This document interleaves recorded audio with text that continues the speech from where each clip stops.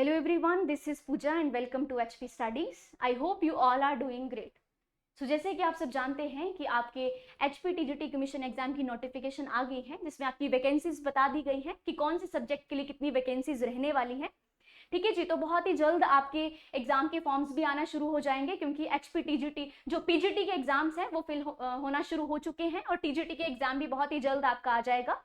आज की ये जो वीडियो है ये बहुत ही ज़्यादा इंपॉर्टेंट रहने वाली है उन स्टूडेंट्स के लिए जो HP TGT arts commission exam की प्रिपरेशन कर रहे हैं, क्योंकि आज की वीडियो में मैं आपको बताऊंगी कि क्या इस एग्जाम का पैटर्न रहेगा और क्या इसमें सिलेबस रहेगा, यानी कितने सेक्शंस इसमें रहेंगे और कौन से सब्जेक्ट से यानी कौन से एरिया से आपके क्वेश्चंस पूछे जाएंगे वो आज मैं आपके साथ डिस्कस करूंगी। कितने क्वेश्चंस रहेंगे और कितने मार्क्स में ये रहेगा, कितनी टाइमिंग यानी कितनी ड्यूरेशन इसकी रहेगी, वो सब मैं आपको इसमें बताऊंगी। तो आज हम डिस्कस करेंगे TGT आर्ट्स कमीशन एग्जाम का सिलेबस और पैटर्न। ठीक है जी, क्योंकि जो एग्जाम की प्रिपरेशन कर रहे हैं आपको इस एग्जाम की प्रिपरेशन के लिए कम से कम आपको 6 मंथ्स आपको ज़रूरी है, और ताकि क्योंकि सिलेबस इतना ज़्यादा वास्ट होता है कि आप 1-2 महीने में उसको कवर नहीं कर सकते हैं। आपके रिवीजन के लिए कम से कम आपको 1-2 महीने चाहिए उसमें, बट प्रिपरेशन के लिए आपके पास एक अच्छा टाइम होना चाहिए। तो आज हम डिस्कस करेंगे क्या इसका एग्जाम पैटर्न रहने वाला है और किस तरह का सिलेबस इसमें पूछा जाएगा। मेनली इसमें आपके 2 पेपर रहेंगे। फर्स्ट पेपर जो है वो आपका जनरल पेपर रहेगा जो बाकी सब्जेक्ट्स के लिए भी सेम ही रहेगा, सेम सिलेबस रहेगा। इसमें चेंजेस रहेंगे सेकंड पेपर में जो आपका सब्जेक्टिव पेपर होगा। ठीक है जी, सब्जेक्टिव जिसको आप कहते हैं सब्जेक्ट एप्टीट्यूड टेस्ट SAT, वो आपका सेकंड पेपर में रहेगा। फर्स्ट पेपर सबके लिए कॉमन रहेगा। क्या फर्स्ट पेपर में रहेगा वो मैं आपको बताऊंगी। कंप्यूटर बेस्ड टेस्ट हो सकता है या ऑफलाइन स्क्रीनिंग टेस्ट हो सकता है, कोई भी पेपर आपका हो सकता है। आपकी इसमें ड्यूरेशन रहेगी 1 आवर की, यानी 60 मिनट्स आपको दिए जाएंगे और आपके 100 मार्क्स इसमें रहेंगे। तो कौन कौन से इसके सेक्शंस हैं जहां से आपके क्वेश्चंस पूछे जाएंगे। मेनली आपको 4 सेक्शंस में इसको डिवाइड कर दिया गया है। फर्स्ट सेक्शन जो है वो है आपका general knowledge of Himachal Pradesh, यानी हिमाचल प्रदेश का जनरल नॉलेज के बारे में आपको क्वेश्चंस पूछे जाएंगे। आपकी इसमें 30 मार्क्स रहेंगे। जो पहला वाला सेक्शन है जिसमें आपको HPG के पढ़ना है, उसकी हिस्ट्री पढ़नी है, उसकी ज्योग्राफी आपको पढ़नी है, पॉलिटी पढ़नी है, बेसिक्स में बजट क्या रहता है, एक्स्ट्रा करंट अफेयर्स के रहती है, वो सब आपके 30 मार्क्स में आपको पूछा जाएगा। General knowledge of national and international affairs, यानी आपको इंडिया के बारे में पढ़ना है, वर्ल्ड के बारे में पढ़ना है, करंट अफेयर आपको इसमें पढ़नी है, तो वो आपके रहेंगे 30 मार्क्स में, जिसमें आपका क्या रहेगा सेकंड सेक्शन आपको इसमें पूछा जाएगा। यानी 30 मार्क्स में आपको HPG के पढ़ना है और इंडिया और वर्ल्ड के बारे में आपको 30 में पढ़ना है। तो ये सब आपके हो गए 60 मार्क्स में आपको इससे पूछा जाएगा। थर्ड वाले सेक्शन की अगर हम बात करते हैं तो थर्ड सेक्शन में आपको आ जाएगा knowledge of Hindi language. Hindi language में आपको पढ़ना है ग्रामर और कॉम्प्रिहेंशन से आपको क्वेश्चन पूछे जाएंगे। कॉम्प्रिहेंशन के लिए मेनली आपने जो प्रीवियस ईयर पेपर्स है वो आपने देखने हैं, और बाकी जिस तरह के कॉम्प्रिहेंशन और एग्जाम में पूछे जाते हैं तो वो प्रैक्टिस सेट आपने लगाने हैं। ग्रामर पे आपने ज्यादा फोकस रहना है, क्योंकि ग्रामर जो है अगर आप उसको अच्छे से कर लेते हो तो आप उसमें इजीली स्कोर कर सकते हैं। क्योंकि अगर आप थोड़ा थोड़ा उसके बारे में पढ़ेंगे तो वो कंफ्यूजन हो जाती है। ठीक है जी, तो थर्ड वाला सेक्शन जो है वो आपके 20 मार्क्स में पूछा जाएगा, जिसमें आपकी हिंदी लैंग्वेज आएगी। ठीक है, फोर्थ वाली आ जाएगी हमारी नॉलेज ऑफ इंग्लिश लैंग्वेज। ठीक है, जिस तरह से हिंदी लैंग्वेज के बारे में पढ़ेंगे सेम उसी तरह हम इंग्लिश लैंग्वेज के बारे में भी पढ़ेंगे। उसमें आप इंग्लिश के ग्रामर पढ़ेंगे और उसका कॉम्प्रिहेंशन पढ़ेंगे, जो आपको पूछा जाएगा 20 मार्क्स में। ठीक है जी, तो लैंग्वेज जो है, दोनों लैंग्वेजेस जो है वो आपकी 40 मार्क्स में आ गई। आपके 100 मार्क्स इसमें टोटल हो जाएंगे, जिसमें आपको 60 मार्क्स का जीके पूछा जाएगा, जिसमें आपकी करंट अफेयर रहेगी, आपके HPG के और इंडिया और वर्ल्ड का जीके आपका 60 मार्क्स में रहेगा। 40 मार्क्स में 20 हिंदी लैंग्वेज और 20 आपकी इंग्लिश लैंग्वेज। तो ये रहेगा आपका फर्स्ट पेपर। 60 आपको मिनट्स दिए जाएंगे, 100 आपके इसमें मार्क्स रहेंगे। तो ये रहेगा आपका फर्स्ट पेपर। ठीक है, तो अब आपको फर्स्ट पेपर की प्रिपरेशन के लिए किस तरह के आप बुक्स को फॉलो कर सकते हैं, जिस तरह का मैं आपको सजेशन दे रही हूँ, आप अपने हिसाब से भी जो बुक्स आप पढ़ रहे हैं आप उन्हें अच्छे से पढ़िए, ताकि अगर आप अच्छे से पढ़ेंगे तो आप एग्जाम इजीली क्रैक कर सकते हैं। General knowledge of Himachal Pradesh आपका 30 मार्क्स पूछा जाएगा। उसके लिए अगर आप वाइडली पढ़ना चाहते हैं, वास्ट सिलेबस पढ़ना चाहते हैं, तो आप जगमोहन ब्लोखरा की फॉलो कर सकते हैं बुक को। ठीक है जी, जगमोहन ब्लोखरा की बुक जो है उसको आप फॉलो कर सकते हैं, वहां से अगर आप पढ़ लेंगे तो आपके इजीली आप स्कोर कर सकते हैं। उसी के साथ साथ, क्योंकि अगर आपके पास इतना ज्यादा टाइम नहीं है कि आप ब्लोखरा की बुक को पढ़े, तो आप हिमाचल दर्पण जो आकाश पब्लिकेशन की बुक है, आप उसको भी पढ़ सकते हैं, उसको पढ़ के भी आप इजीली स्कोर कर सकते हैं, काफी अच्छी बुक है। और इसी के साथ साथ आप जोग्टा की बुक को भी फॉलो कर सकते हैं। तो ये जो 3 बुक के सजेशन हैं जो मैंने आपको दिए हैं, बाकी अगर आप अपनी बुक से खुद से तैयारी कर रहे हैं तो वो भी आपके लिए अच्छा है, बट एक सजेशन है, इस हिसाब से आप तैयारी कर सकते हैं। General knowledge of national and international affairs, जो आपको इंडिया का जीके पढ़ना है, इंटरनेशनल वर्ल्ड का जीके पढ़ना है, करंट अफेयर पढ़नी है, उसके लिए जो आपको 30 मार्क्स चाहिए, वो आप लूसेंट की बुक को फॉलो कर सकते हैं, अरिहंत की बुक को फॉलो कर सकते हैं, जिसके पास जो बुक है क्राउन की रितेश कुमार की बुक है, बहुत अच्छी बुक है, आप इसको भी फॉलो कर सकते हैं। करंट अफेयर के लिए आप अरिहंत की 6 मंथ की जो मैगजीन आती है, जिसमें आपको, क्योंकि अगर मान लीजिए आपका एग्जाम आधी से 3 महीने बाद होता है या 2 महीने बाद, तो जब भी आपका एग्जाम होता है 4 मंथ बाद, 5 मंथ बाद, तो आपको क्या करनी है, पिछले कम से कम 6 मंथ की आपके पास करंट अफेयर अच्छे से रेडी होनी चाहिए। ज्ञानम की, उत्कर्ष की मैगजीन भी बहुत अच्छी है, इसको भी आप फॉलो कर सकते हैं अपनी प्रिपरेशन को अच्छा बनाने के लिए। तो इस तरह से आप ये जो 30 मार्क्स आपके इसमें रहेंगे, आप उन्हें कवर कर सकते हैं इन मैगजीन से, इन बुक्स को पढ़ के। लूसेंट और अरिहंत की बुक से सफिशिएंट रहेगा मेरे हिसाब से। आप अगर आप यहाँ से अच्छे से पढ़ लेते हैं तो आपका ये इसमें मार्क्स स्कोर करना इजी हो जाएगा। थर्ड की अगर मैं बात करती हूँ, हिंदी ग्रामर, जो आपका 20 मार्क्स में पूछा जाएगा, आपको उसके लिए क्या पढ़ना है, कहाँ से पढ़ना है, कितना पढ़ना है। आप सब जानते हैं कि 9th 10th की हमारी एनसीईआरटी की ग्रामर बुक होती है, ठीक है जी, हिंदी की बुक होती है, बहुत ही अच्छी बुक है, आप उसको पढ़िए। 6 to 8 भी आपको मिलती है, जो गवर्नमेंट स्कूल के स्टूडेंट्स उस टाइम पे रहे होते हैं काफी साल, अब तो मुझे नहीं आइडिया है कि अब मिलती होगी स्कूल में, बेसिकली मिलती ही थी। तो वो बुक बहुत अच्छी है, आप हिंदी के लिए आप मैं उस बुक के आपको रिकमेंडेशन दूंगी कि आप वहां से पढ़िए, बहुत अच्छी बुक है। 9th 10th की जो 6 to 8 की जो बुक रहती है एनसीईआरटी की, वो बहुत ही अच्छी है। जनरल हिंदी की महेश कुमार बरनवाल की बुक है, बहुत अच्छी है, इसको फॉलो कर सकते हैं। व्याकरण भारती है, इसको फॉलो कर सकते हैं, यानी ग्रामर पे आपको ज्यादा कमांड रखनी है, कॉम्प्रिहेंशन को आपने उसको सॉल्व करना है। टेस्ट सीरीज जो आप लगाएंगे वहां पे आपको इसके पैराग्राफ कॉम्प्रिहेंशन मिल जाएंगे। तो अगर आप उतनी प्रैक्टिस कर रहे हैं तो आपके लिए वो उतनी सफिशिएंट है। ये हो गया आपका थर्ड, जिसमें आपके हमने कवर कर लिया आपके 80 मार्क्स। फोर्थ वाला हमारा जो रहता है इंग्लिश ग्रामर, जिसमें आपके 20 मार्क्स पूछे जाते हैं। अरिहंत की जनरल इंग्लिश की बुक है, एसपी बख्शी की, उसको आप फॉलो कर सकते हैं, काफी अच्छी बुक है, अगर आपने उसको पढ़ ली तो आपको किसी और बुक को फॉलो करने की जरूरत नहीं है।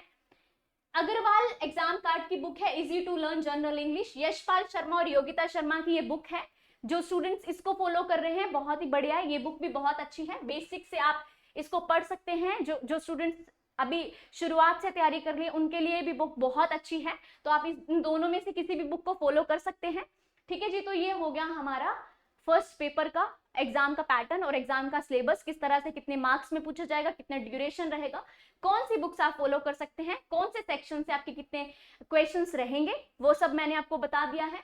एक मोस्ट इंपॉर्टेंट चीज जो आपको समझनी है कि this paper will be qualifying paper and candidates are required to obtain 35% marks in this paper, यानी आपको ये क्वालिफाई करना है, 35% मार्क्स आपको लेके ही आनी है, उसके बाद ही आपका सेकंड पेपर पे बात जाएगी। तो फर्स्ट पेपर को आपने अच्छे से स्कोर करना है, क्योंकि कहीं ना कहीं पेपर क्लियर करवाने के लिए आपको फर्स्ट पेपर बहुत ही ज्यादा आपको योगदान देता है, और नेगेटिव मार्किंग रहेगी 0.25 की आपकी इसमें। तो जो भी तैयारी करें, कम कंटेंट पढ़ें बट उसको रिवाइज करें बार बार, क्योंकि रिवीजन जो है वो बहुत ज्यादा इंपॉर्टेंट रोल प्ले करती है आपका पेपर क्लियर करवाने में। और अभी टाइम है, आप अच्छे से अपनी प्रिपरेशन को, मैक्सिमम स्टूडेंट्स ने अपनी प्रिपरेशन स्टार्ट कर दी होगी, क्योंकि एग्जाम बहुत ही जल्द आपका आ जाएगा। तो तैयारी ऐसा नहीं है कि जिस तरह से फॉर्म्स आए तो आपने तैयारी शुरू की, पेपर क्लियर नहीं कर सकते, क्योंकि नया बोर्ड बना है तो उस हिसाब से पेपर थोड़ा मुश्किल आ जाएगा, जिस हिसाब से आपका पैटर्न तैयार किया गया है। तो आपने, क्योंकि कंपटीशन इतना ज्यादा है, आप सब जानते हैं कि बहुत सारे स्टूडेंट्स हैं, लास्ट में पेपर 2-3 साल पहले आपका कमीशन का पेपर रहा था, उसके बाद अभी, तो आप सोच सकते हैं कि कितना ज्यादा कंपटीशन बढ़ रहा है। सेकेंड पेपर की अगर मैं बात करूं तो आज मैं डिस्कस करूंगी आपका डीजीटी आर्ट्स कमीशन जो रहेगा, उसका एग्जाम पैटर्न और उसका सिलेबस, यानी पेपर 2 की मैं बात कर रही हूँ।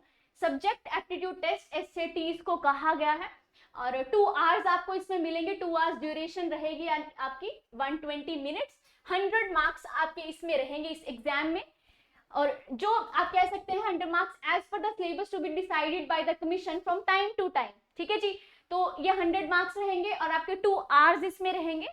कौन कौन से सब्जेक्ट से आपका ये पेपर पूछा जाएगा वो सब्जेक्ट्स मैं आपको एक बार बता देती हूँ। हिस्ट्री से आपके क्वेश्चंस रहेंगे, geography, polity, economics, commerce. Commerce इसलिए क्योंकि जो कॉमर्स के स्टूडेंट्स रहते हैं वो भी आर्ट्स वाले एग्जाम में ही अपना एग्जाम देते हैं, तो कॉमर्स, लास्ट टाइम कॉमर्स से आपके 20 क्वेश्चंस पूछे गए थे, तो कॉमर्स को आप छोड़ नहीं सकते हैं, इकोनॉमिक्स को आप छोड़ नहीं सकते हैं। ये जो सब्जेक्ट है ये बहुत इंपॉर्टेंट रोल प्ले करता है आपके एग्जाम में। ठीक है, बट एक और बात इसमें हो सकती है कि जिन स्टूडेंट्स के ये वाले सब्जेक्ट्स बहुत अच्छे हैं और अगर आप वो कॉमर्स नहीं करना चाहते तो वो उसको छोड़ सकते हैं, क्योंकि अगर आपके बाकी सब्जेक्ट्स में कमांड है तो अगर एक सब्जेक्ट आप अच्छे से नहीं कर पा रहे हैं तो फिर भी आप एग्जाम क्लियर कर सकते हैं। जनरल साइंस से आपको क्वेश्चंस पूछे जाते हैं, साइकोलॉजी से क्वेश्चन रहते हैं और रीजनिंग से क्वेश्चंस रहते हैं। ठीक है जी, बहुत अच्छी इसमें वेटेज रहती है, बहुत ही अच्छा। हिस्ट्री से आपके बहुत अच्छे क्वेश्चंस पूछे जाते हैं, आपके मॉडर्न हिस्ट्री होगी, एशियंट होगी, मेडिवल होगी, तो इस तरह से आपके क्वेश्चंस में पूछे जाते हैं। मेनली इसमें आपके जो सब्जेक्ट्स रहते हैं पेपर 2 में, आपका फर्स्ट हिस्ट्री हो गया, सेकेंड आपका ज्योग्राफी हो गया, थर्ड जो है वो आपका पॉलिटी हो गया, फोर्थ जो है वो आपका हो गया इकोनॉमिक्स और कॉमर्स जिसमें पूछा जाएगा, फिफ्थ आपका general science, six psychology and seven जो है वो आपकी रीजनिंग से क्वेश्चन पूछे जाएंगे। रीजनिंग से आपने बेसिक रीजनिंग जो रहती है, ठीक है, जिसमें आपकी कोडिंग डिकोडिंग हो गई, आपके ब्लड रिलेशंस हो गए, सीरीज होगी आपकी, उसमें टाइम एंड वर्क से क्वेश्चन पूछ लेते हैं आपको, तो कैलेंडर से पूछ लेंगे, डायरेक्शन से पूछ लेंगे, इस तरह के क्वेश्चंस जो हैं वो आपकी रीजनिंग से पूछे जाते हैं। साइकोलॉजी में आपने क्या करना है, साइकोलॉजी में मेनली आपने पैडागोजी पे फोकस्ड रहना है। पैडागोजी से आपके क्वेश्चंस पूछे जाएंगे। जो आप पैडागोजी आप पढ़ते हैं, सीटेट के एग्जाम सबने दिए होंगे और दे रहे होंगे, तो पैडागोजी तो उसमें आपकी पूछी जाती है। जनरल साइंस आप बेसिक्स एनसीईआरटी से कवर कर सकते हैं। इस तरह से मैं आपको डिटेल में बताती हूँ, इस तरह के सब्जेक्ट्स हैं। कुछ एक बुक्स हैं जो मैं आपको रिकमेंड कर रही हूँ, आप अपनी तैयारी को यहाँ से शुरू कर सकते हैं। जो अपनी तैयारी कर रहे हैं इन बुक्स को भी आप फॉलो कर सकते हैं। हिस्ट्री के लिए जिस तरह से आपका एशियंट में, मेडिवल में और आपकी मॉडर्न में से आपके क्वेश्चंस पूछे जाते हैं, काफी इंपॉर्टेंट रहती है आपकी टीजीटी आर्ट्स में। हिस्ट्री के लिए आप एनसीईआरटी को फॉलो कीजिए। एशियन के लिए 6 to 12 आप एनसीईआरटी को अच्छे से कवर कर लीजिए। एशियन का जो पोर्शन है वो आप यहाँ से कवर कर लेंगे। मेडिवल को आप एनसीईआरटी से ही कर सकते हैं, एनसीईआरटी में ही इसका कवर हो जाएगा। मॉडर्न के लिए आप स्पेक्ट्रम की बुक को फॉलो कर सकते हैं, जिनके पास टाइम है या जो पढ़ रहे हैं, जो पढ़ सकते हैं वो स्पेक्ट्रम की बुक को जरूर पढ़िए। यहाँ से आपका जो बेसिक्स हैं वो क्लियर हो जाएंगे और एनसीईआरटी आपको इसको कवर कर देगी। 6 to 12 आप एनसीईआरटीज को अच्छे से पढ़िए, जो हिस्ट्री की आपकी एनसीईआरटीज रहती हैं उनको। और अगर आप ये बुक्स एनसीईआरटी के साथ कुछ और बुक्स लेना चाहते हैं तो आप लूसेंट की बुक को फॉलो कर सकते हैं, आप अरिहंत की बुक को फॉलो कर सकते हैं। ये वाली जो बुक्स है ये भी बहुत अच्छी है, इनमें जो एक्सप्लेनेशन है वो शॉर्ट में दे रखी है। अगर आप एनसीईआरटी पढ़ लेते हैं तो उसके बाद अगर आप इन बुक से पढ़ते हैं तो आप एक अच्छे से रिवाइज कर सकते हैं। नेक्स्ट ज्योग्राफी की मैं बात करूं, ज्योग्राफी के लिए आप एनसीईआरटी पढ़िए। 6 to 10, 6 to 12 आप एनसीईआरटी अच्छे से पढ़ सकते हैं। उसके बाद महेश कुमार बरनवाल की बुक है जिसमें उन्होंने एनसीईआरटी का एनालाइज किया है। 6 to 12 वो बात करते हैं, तो महेश कुमार बरनवाल की बुक बहुत अच्छी है ज्योग्राफी की, आप वो पढ़ सकते हैं। मेनली आप एनसीईआरटी के लिए भी आप लूसेंट की, अरिहंत की बुक को फॉलो कर सकते हैं, उसमें भी बहुत अच्छे से दिया है। शॉर्ट में अगर आप पढ़ना चाहें अपनी जो आपका सिलेबस है उसको कवर करने के बाद। पॉलिटी के लिए आप एनसीईआरटी की बुक्स तो आप पढ़िए, उसके साथ आप लक्ष्मीकांत को फॉलो कीजिए। लक्ष्मीकांत की बुक बहुत अच्छी है पॉलिटी के लिए, अगर आप इसको पढ़ लेते हैं तो आप कह सकते हैं कि आपकी 100% तैयारी जो है वो पॉलिटी की, आपके मार्क्स जो है यहीं से ही रहेंगे। तो पॉलिटी के लिए आप एम लक्ष्मीकांत की जो बुक है उसको आप फॉलो कर सकते हैं और आप साथ में एनसीईआरटी इसको कर लीजिए। इकोनॉमिक्स और कॉमर्स की अगर मैं बात करूं तो इकोनॉमिक्स के लिए आप जो आपकी एनसीईआरटी रहती है आपकी 9 to 12 एनसीईआरटी को पढ़िए, जो अच्छे से जिनके पास टाइम है इकोनॉमिक्स को कर सकते हैं, क्योंकि इकोनॉमिक्स से भी 6 to 7 क्वेश्चंस आपको पूछे जाते हैं। और कॉमर्स से तो लास्ट टाइम जिस तरह से मैं बता रही हूँ कि 20 क्वेश्चन, 18 to 20 क्वेश्चन आपके कॉमर्स से रहे थे। तो जो चाहते हैं कि वो कॉमर्स में भी स्कोर करना चाहते हैं या जिनका कॉमर्स का सब्जेक्ट है, वो कॉमर्स के 11, 12 की जो बुक्स रहती हैं आप उन्हें अच्छे से पढ़ सकते हैं। यहाँ पर मैं कॉमर्स के लिए आपकी जो 11 and 12 की जो बुक्स रहती हैं उन्हें आप अच्छे से पढ़ सकते हैं, इनमें अच्छा स्कोर कर सकते हैं। इकोनॉमिक्स के लिए आप एनसीईआरटी कर लिए 11 to 12, इकोनॉमिक्स के लिए आप कर सकते हैं, और कॉमर्स के लिए आप 11-12 यूनियन बजट के बारे में पढ़िए, इकोनॉमिक बजट पढ़िए, हिमाचल का बजट पढ़िए, इन सब के बारे में आपने अच्छे से पढ़ना है। और कॉमर्स में आप बैंक्स के बारे में पढ़ सकते हैं, आरबीआई के बारे में पढ़ सकते हैं, डिफरेंट ब्रांचेस के बारे में पढ़ सकते हैं, 5 ईयर प्लान्स आपके आ गए, ये सब चीजें जो हैं, पंचवर्षीय योजना, ये सब जो है आपके इकोनॉमिक्स में हो जाएगा एड ऑन, और आप अच्छा स्कोर कर सकते हैं। महेश कुमार बरनवाल की एनसीईआरटी 11 को आप पढ़ सकते हैं। इन्होंने जो अपना एनालाइज किया है, एनालिसिस दिया है, एनसीईआरटी का एक निचोड़ दिया है, उसको आप फॉलो कर सकते हैं। नेक्स्ट अगर मैं बात करूं जनरल साइंस की, जनरल साइंस के लिए आपने कुछ नहीं करना है, 6 to 10 एनसीईआरटी को पढ़ना है, सफिशिएंट है, वहीं से ही आपके क्वेश्चन पूछे जाएंगे और वहीं से आपके क्वेश्चंस बनेंगे। अगर आपको लगता है कि आपके पास इतना टाइम नहीं है तो आप लूसेंट की बुक को फॉलो कर लीजिए, आप अरिहंत की बुक को फॉलो कर लीजिए जनरल साइंस के लिए, तो यहाँ से भी आप पढ़ सकते हैं। वैसे मैं रिकमेंड करूंगी कि आप बेसिक्स के लिए बहुत ही अच्छा है आपकी, आप एनसीईआरटीज को पढ़ें। साइकोलॉजी की बात करते हैं। साइकोलॉजी में अभी तक के एग्जाम जो भी हुए हैं आपके 20 to 25 क्वेश्चंस आपके साइकोलॉजी से रहते ही रहते हैं, तो सीडीपी जो है वो बहुत ही ज्यादा इंपॉर्टेंट रोल प्ले करता है आपके सब्जेक्टिव एग्जाम में। ठीक है जी, प्रीवियस ईयर क्वेश्चंस देखने के, उनको एनालाइज करने के साथ साथ मैंने ये देखा है कि साइकोलॉजी बहुत ही इंपॉर्टेंट रहता है आपके लिए। और साइकोलॉजी के लिए आपने ये नहीं पढ़ना है कि थिंकर्स पढ़ लिए, उनकी थ्योरीज पढ़ ली, वो भी ठीक है, बट फोकस रहना है पैडागोजी पे, आप ज्यादा फोकस रहे। और पैडागोजी के लिए आप क्या कर सकते हैं, आप जो आपके सीटेट के प्रीवियस ईयर क्वेश्चंस हैं आप उनको सॉल्व कीजिए। 1 बजे हमारी सीडीपी की क्लास लगती है जिसमें मैं 20 मोस्ट इंपॉर्टेंट क्वेश्चंस करवाती हूँ, तो वो मेरा पर्सपेक्टिव रहता है कि मैं पैडागोजी के साथ आपको लेके जाऊं। बीच में कुछ क्वेश्चंस जो हैं वो थ्योरीज के रहते हैं, बट मैक्सिमम क्वेश्चंस जो हैं वो आपके पैडागोजी से ही आते हैं, कि पैडागोजी में अगर सिचुएशन इस तरह की रहेगी तो आप क्या करेंगे, कौन से मेथड्स जो हैं वो अच्छे रहते हैं। तो सीटेट के प्रीवियस ईयर पेपर्स को आप फॉलो कीजिए, वो बहुत ही ज्यादा अच्छे रहेंगे आपके साइकोलॉजी के लिए। Teaching aptitude UGC net paper 1 की जो स्टूडेंट्स ने प्रिपरेशन की होगी उनके लिए टीचिंग एप्टीट्यूड वाला जो पोर्शन रहता है वहां से आपके साइकोलॉजी के क्वेश्चंस बनते हैं। और आपके पेडागोजिकल क्वेश्चन जो मैंने आपको बता दी कि सीटेट के, इसको आप फॉलो कर सकते हैं, किसी भी आप एक बुक को ले सकते हैं जो सीटेट की जिन्होंने बुक्स बनाई है, पेडागोजी की बुक्स बनाई है, जो स्टूडेंट्स ने DSSS की तैयारी की होगी, KBS NBS, इस तरह के क्वेश्चन जो उसमें पूछे जाते हैं वैसे क्वेश्चन आपके इसके साइकोलॉजी में रहने वाले हैं। तो टीचिंग एप्टीट्यूड को आप अच्छे से समझ लीजिए। लास्ट जो मैं आपको बताने वाली हूँ रीजनिंग। रीजनिंग के लिए अगर आप बुक लेना चाहते हैं तो आप अरिहंत की बुक ले सकते हैं, अदरवाइज आप रीजनिंग के लिए किसी भी आप एक यूट्यूब चैनल को फॉलो कर सकते हैं। यूट्यूब चैनल्स, काफी सारे चैनल्स हैं जो बहुत ही अच्छी रीजनिंग आपको करवाते हैं। मैं पर्टिकुलर किसी एक चैनल का नाम नहीं ले सकती हूँ, बहुत सारे ऐसे चैनल्स हैं, बट अगर आप बुक लेना चाहते हो तो आप अरिहंत की बुक को फॉलो कर सकते हैं रीजनिंग के लिए। रीजनिंग में ज्यादा से ज्यादा और कम से कम आपके 6 to 7 क्वेश्चन तो आपको पूछे ही जाते हैं। तो और काफी अच्छे क्वेश्चंस आपके रहते हैं, डायरेक्शन से पूछ लेंगे, कैलेंडर से पूछ लेंगे, आपके ब्लड रिलेशन से पूछ लेंगे, कोडिंग डिकोडिंग सीरीज, तो इस तरह के जो टॉपिक्स हैं ये बहुत इंपॉर्टेंट रहते हैं आपके एग्जाम के पॉइंट ऑफ व्यू से, और इनको आप अच्छे से कर सकते हैं। अगर आप इन चीजों को अच्छे से कर लेंगे, बुक्स को फॉलो कर लेंगे, टॉपिक्स को फॉलो कर लेंगे, आप 100% मैं कह सकती हूँ कि आप अपना एग्जाम क्लियर कर सकते हैं। एनसीईआरटीज को आपने बिल्कुल नहीं छोड़ना है। एनसीईआरटीज जो है वो आपके एग्जाम में मैं कह सकती हूँ एक सबसे ज्यादा इंपॉर्टेंट रोल जो है वो एनसीईआरटीज का रहता है। एनसीईआरटीज को अच्छे से कर लीजिए, ठीक है जी। तो एनसीईआरटी बहुत ज्यादा अच्छे से कीजिए, यहीं से भी आपके काफी क्वेश्चंस जो हैं वो ठीक हो जाएंगे। लूसेंट, अरिहंत, कोई भी बुक आप लेना चाहें आप उन्हें फॉलो कर सकते हैं। अपनी रिवीजन के टाइम आप उनको पढ़िए, पर बेसिक्स आप अपनी एनसीईआरटी से स्टार्ट कीजिए। पैडागोजी से जो क्वेश्चंस आपके रहते हैं, पैडागोजी के कुछ एक कंसेप्ट लाई हूँ, like concept and nature of social science. इसमें जो आपके एसएसटी में पैडागोजी के क्वेश्चंस रहेंगे तो आपको नेचर एंड कंसेप्ट पढ़ना है सोशल साइंस का। Classroom processes, activities and discourse, classroom में किस तरह से एक्टिविटीज रहेंगे, क्या प्रोसेस रहता है, टीचर सेंटर्ड से चाइल्ड सेंटर्ड, पीयर सेंटर्ड, ये सब चीजें जो हैं वो आपकी आ जाएंगी क्लासरूम प्रोसेस में। डेवलपिंग क्रिटिकल थिंकिंग, बच्चों में आप किस तरह से कौन सी एक्टिविटीज करवा के, कौन से आप प्ले करवा के, एक्स्ट्रा करिकुलर एक्टिविटीज को ऐड करके किस तरह से आप बच्चों में क्रिटिकल थिंकिंग लेके आएंगे। इंक्वायरी, इंपेरिकल एविडेंसेस, मेथड्स, इसमें आप पढ़ सकते हैं। Problems of teaching social science, कौन कौन सी प्रॉब्लम्स आपको इसमें देखने में मिलती हैं, तो वो सब प्रॉब्लम्स जो हैं वो आपकी आ जाएंगी सोशल साइंस की टीचिंग में। सोर्सेज प्राइमरी और सोर्सेज कौन से रहते हैं, सेकेंडरी सोर्सेज कौन से रहते हैं, ये सब कुछ आपका आ जाएगा 6 वाले में।